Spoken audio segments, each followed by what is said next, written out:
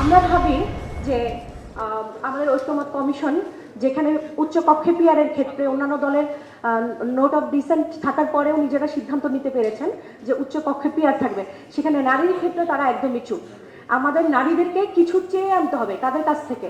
আমাদের পুরুষ সিদ্ধান্ত যারা নেয়, যেখানে সিদ্ধান্ত নেওয়ার জন্য যে পুরুষরা আছে তাদের কাছে যেতে হয়, অর্থাৎ নারীরা চেয়ে চেয়ে আনতে হবে।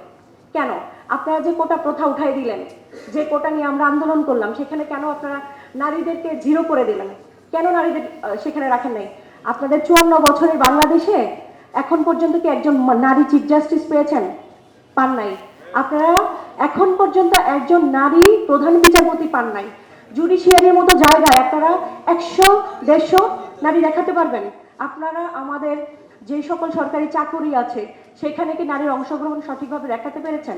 পারেননি। তাহলে আপনারা কেন এই রাজনৈতিক দলগুলোর এই নোট অফ ডিসেন্ট, আমরা ক্ষমতায় আসলে রাজনীতিতে গিয়ে আমরা সংস্কার করব, আপনারা কি করেছেন গত 45 বছর 54 বছর?